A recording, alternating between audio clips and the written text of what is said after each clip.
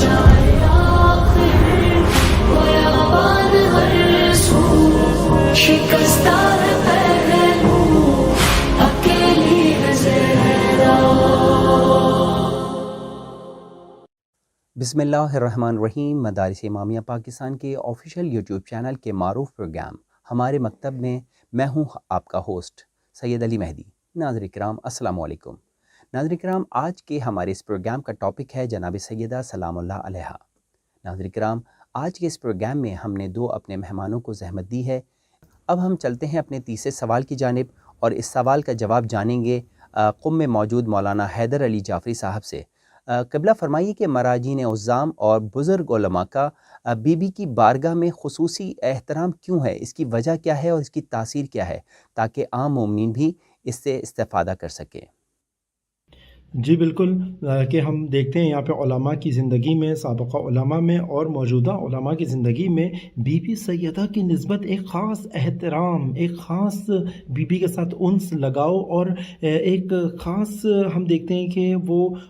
خاضع ہیں be be سیدہ کی خدمت کے اندر. اور یہ تمام مقامات جو بزرگ علماء کو نصیب ہوئے ہیں، اگر ان کے زندگی ناموں کو ہم پڑھتے ہیں تو اس کے اندر بی بی کی خدمت میں خاص اہتمام نظر آتا ہے. بی بی کی عزاداری کے لیے اہتمام کرنا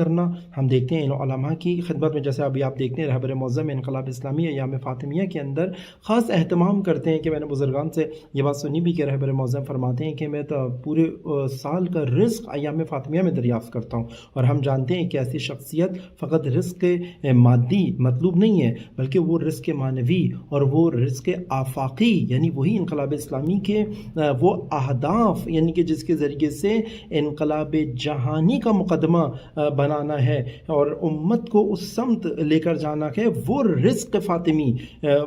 دریافت ہوتا ہے، اگرچہ اس کے اندر رزق مادی کی شمولیت بھی ہے. اور اسی طرح ہم دوسرے بزرگان جیسے علامہ مجلسی فرماتے تھے کہ خود خطبہ جناب سیدہ اس قدر اہمیت کا حامل ہے، اس کا ایک ایک حرف، ایک ایک لفظ کے تمام علماء کو، تمام ادباء کو، تمام ان اہل قلم کو سر جوڑ کر بیٹھنا چاہیے اور خطبہ فاطمی کی شرح کرنی چاہیے اور خطبہ فاطمی کی تفسیر کرنی چاہیے اس کے ایک ایک لفظ کی. کیونکہ ہم دیکھتے ہیں خطبہ فدق اور خطبہ فاطمیہ کے اندر کہ جو کہ ہمارے لیے واقعاً بعض اوقات بہت شرم آور ہوتا ہے کہ ہم اتنے ایام فاطمیہ ہماری زندگی سے گزرتے ہیں، لیکن شاید کتنے مومنین ایسے ہوتے ہیں کہ وہ ایک مرتبہ بھی اپنی زندگی میں جناب سیدہ کا یہ مکمل خطبہ نہیں سنتے، کہ جو خطبہ تمام اپنے معارف اسلامی کو اپنے اندر سمیٹے ہوئے کہ بندہ حقیر آپ کی خدمت میں یہ عرض کریں کہ یہ خطبہ خالص محمدی اسلام کا، اسلام ناب محمدی کا خلاصہ ہے یہ خطبہ، کہ جس کی تفسیر کی ضرورت ہے، کہ جس میں احکام اسلامی کا مقام، احکام اسلامی کا فلسفہ اور اسی طرح عقائد اسلامی، کلام، توحید، نبوت، قیامت اور فلسفہ بعثت رسول، فلسفہ نبوت اور بعد میں جو کچھ ہوا اور ان سب چیزوں کو، اور امامت کی محوریت اس خطبے کے اندر ہم دیکھ سکتے ہیں. اور یہ خطبہ کسی طور بھی کم نہیں ہے، نہج البلاغہ سے ہم پلہ ہے یہ خطبہ. کہ بعض بزرگان نے یہ عرض کیا کہ بعض خطبے نہج البلاغہ کے اور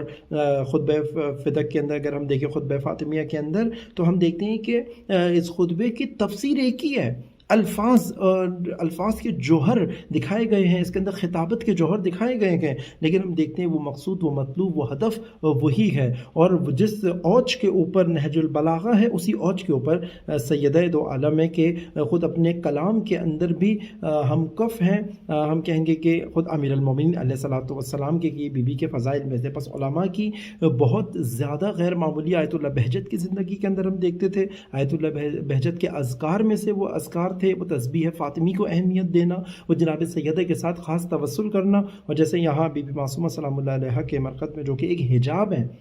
آپ کا مرقد، کہ جب تک ہم سیدہ دو عالم کی قبر پر نہیں جا سکتے، توسل نہیں کر سکتے، اور وہ مخفی ہے، راز خداوند متعال میں سے ہے کہ وہ تمام برکات آج بی بی معصومہ سلام اللہ علیہا کی بارگاہ کے اندر ہیں. اور جب کسی کو بی بی زہرا سلام اللہ سے بھی توسل کرنا ہو تو وہ بی بی معصومہ سلام اللہ علیہا کی بارگاہ میں علماء بزرگان آتے ہیں. اور کتنے علمی مسئلے، کتنے فقہی مسئلے، کتنے کلامی مسئلے اور کتنی ایسی چیزیں کہ جو ان بزرگان کو اس در پہ آ کر ملی ہیں. اور جب وہ اپنی ان مشکلات سے دو چار ہوتے تھے تو رخ کرتے تھے بی بی معصومہ سلام اللہ علیہا کی اس مرکت کا، اور ان کے ذریعے سے بی بی زہرا سلام اللہ علیہا کی بارگاہ میں کہ وہ مسائل ان کے یہاں پہ حل ہوئے، اور بی بی سے خاص توسل کے نتیجے میں وہ بڑی مشکلات کے جو عادی طور پر حل ہونا جن کا مشکل تھا، وہ ہم دیکھتے ہیں کہ یہ علماء بزرگ علماء کی سنت رہی ہے کہ انہوں نے اس طرف توجہ کی ہے۔